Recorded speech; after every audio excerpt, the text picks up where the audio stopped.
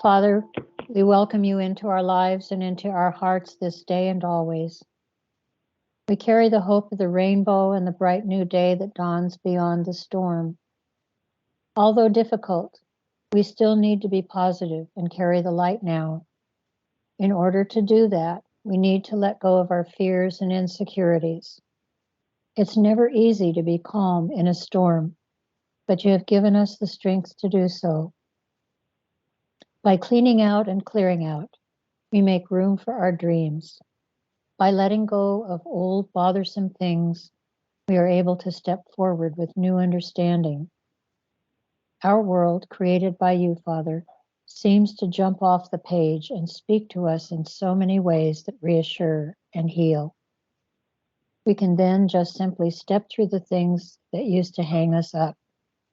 We can move past falsities and into the realm of being in joy, doing what we were meant to do, to experience all of the best parts of life with gusto, and to brave new territory with courage. Help us, Father, to move through all these challenges protected from any harm, as we protect ourselves from darkness by shining our light. No weapon that is fashioned against you shall succeed, and you shall refute every tongue that rises against you in judgment. This is the heritage of the servants of the Lord, and their vindication from me, declares the Lord. Isaiah 54:17. Bless our day today. May we move forward strongly and with purpose. May your will be done as we carry it through.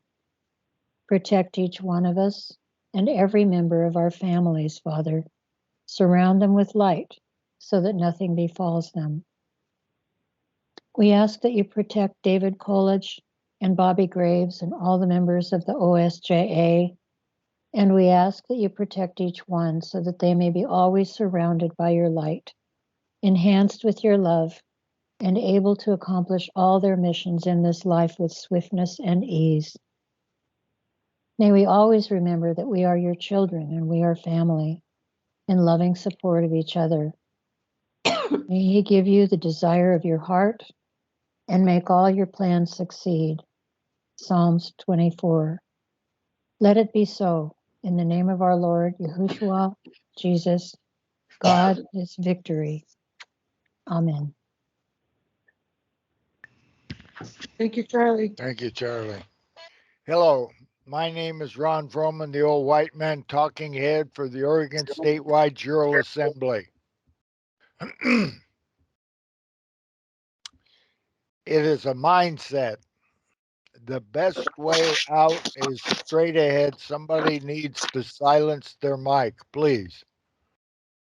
It is mindset. The best way out is straight ahead, enforcing the law. Thank you, Larry. Using the existing legislation to remove the Fourth Reich of Paperclip, aka State of Oregon, aka all caps State of Oregon, the de facto of Article 7 amended is abolished. That was done last November, I think. I think that's right. Charlie will double check and it'll be posted on the website correctly for sure. The unidentified man in a black robe abandoned the courtroom today. The Oregon Statewide Jural Assembly, our court of record, Article 3, Amendment 7, all of our bona fides in order, and I don't know, I'll say there was 20 of us. And we even signed up Spock. Thank you. That was good. But anyhow, we were in that courtroom in the audience section, and we took up a big hunk of it, and they had guards, big ones, strong guys, people looking for a fight, funny haircuts, lots of tattoos, full battle kit, all armed, rude. Charlie was trying to look around this great big guy, and he stood right in her way between her and the judge so that the judge couldn't see her. And the judge was rambling on. We couldn't understand what he was saying. And it was just bad. And they'd already broken faith the last time, and they hadn't answered our writ of habeas corpus, and we had a full court right there in their court.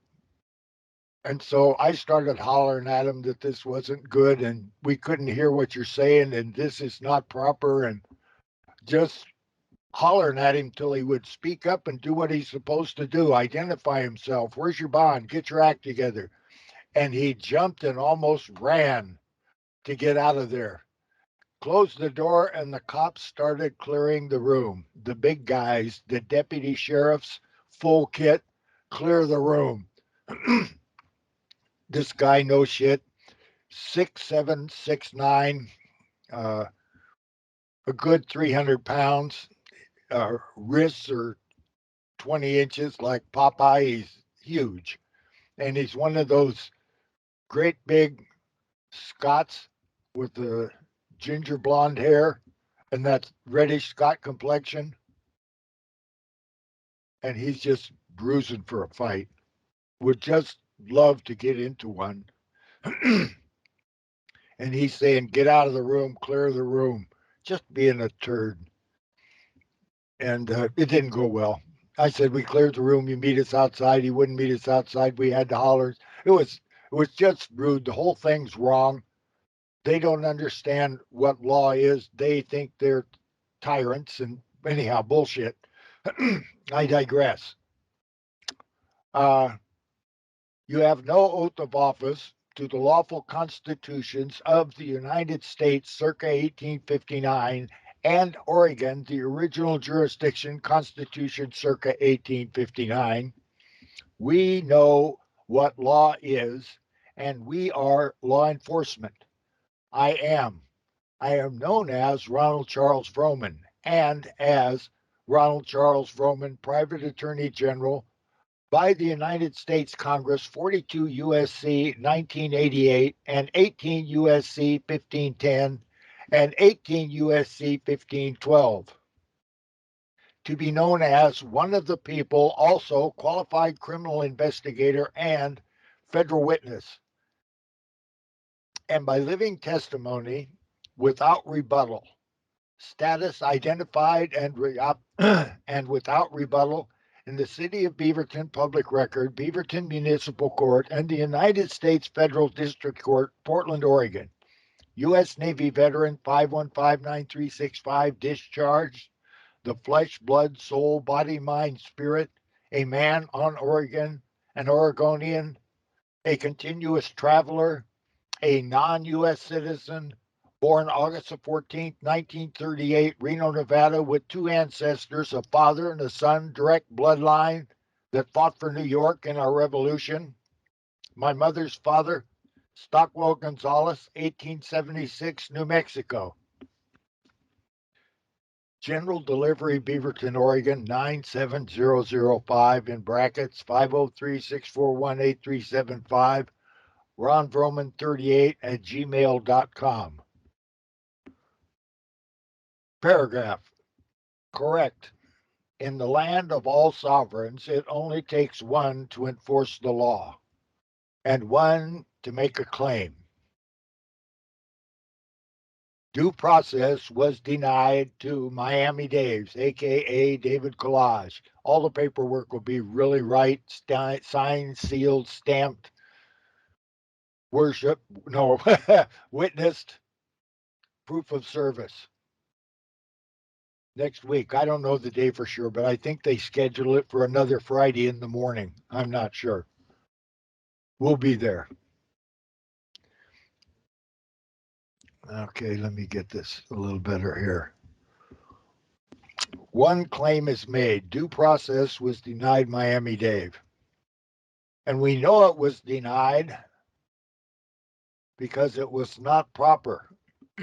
And we know what proper is because proper has been acquiesced to, being governing law, which was acquiesced to and identified by their court, their sheriff, their DA. All of them agreed that governing law at this time is Declaration of Independence, Articles of Confederation and Perpetual Union, Oregon's original Constitution circa 1859, and the United States of America's apostrophe S Constitution circa 1859, and ORCP 20A semicolon, Clearfield Doctrine, semicolon, Accardi Doctrine, semicolon, Ex parte Young, semicolon, Ex parte Milligan, semicolon, McCarran-Walters Act, 1952, semicolon, Judiciary Act, 1789, Section 32, Judgment Nihil Dicit, are all specifically called into this document. They are all governing law, which must be accepted. Incontrovertible evidence of violation 18 USC 3571. That is worth $250K every time they do that to Dave. And when they do it with incontrovertible evidence, I place the incontrovertible evidence in front of a grand jury, a lawful grand jury on Oregon, and say, here's the incontrovertible evidence. This is the law. This is how you hold an arraignment and a hearing. It's all written down. This is how you do it. They didn't do that. That's incontrovertible evidence that they denied due process to Dave. Just bingo. We got 8 witnesses. So those 8 witnesses can't be sitting on this grand jury, which shortens the pool tremendously, but we have 8 witnesses to this fact. We were all there, maybe even 20, but we'll just say 8. So that's incontrovertible evidence, a preponderance of evidence for the grand jury to listen to, and that one error is worth $250,000. And the grand jury, I hope, will give us a presentment and a true bill, and we'll file them where they need to be filed with the treasurer of Oregon, state of Oregon, AKA all caps state of Oregon, whatever it is, the treasurer, what's his name? No, it's not Thelonious. It's nobody's going to help me out, huh? Reed, Jeremiah Reed, Jethro Lee Reed, Tobias Reed. Thank you, Charlie. Tobias Reed. Yes, we'll submit him the bill and see what happens. Plus attorney fees, if we've got an attorney that will do it with us, or we may apply for unfettered counsel fee. Unfettered assisted counsel. Yes, unfettered assisted counsel. Thank you. Okay, so now we've established what governing law is, and they broke it. And it's obvious. So that one deal right there is an incontrovertible evidence. And I'm seeking a court's order from our civilian court of record, a docket number, to pursue the bona fides of the entire Lane County Sheriff's Office, including all those named here by hand. And I have said leave space for 20 names to be added by our marshal, spelled with 1 or 2 L's. I don't know which is correct. Robert Graves. And then new sentence, we are enforcing the law. In this investigation, we've already identified that I'm an investigator working as a private attorney general on this case. And I got a court's order. Now I wonder what they're going to hit me with the stick, or are they going to cooperate? We are enforcing the law. In this investigation, we are obtaining the proper oath and bond of each deputy sheriff, AKA armed man and women, in kit in the Lane County Courthouse and the court administrator and the building bailee and the sheriff. And I think we ought to go presiding judge and district attorney. They're supposed to be there anyhow because we have an arrest warrant out on them. So anyhow, I want to drum this up into a really good looking document. And it was a pretty good after action report on what happened. We totally got our ass kicked at every intersection, but they did not get away without some retaliation. They got punched too. And we picked up a new member. That's always good. And we saw members show up that haven't shown up in a while. We did good when we lost. That's, we were there and we did not abandon the field. They did. And I would like to add that it was really a welcome sight to see people there who had come from afar and local Eugene people, but also they were shocked at how the proceedings went because there was really no proceeding and it was supposedly a hearing, but you couldn't hear and therefore it wasn't a hearing at all as the judge runs out of the room. Absurd.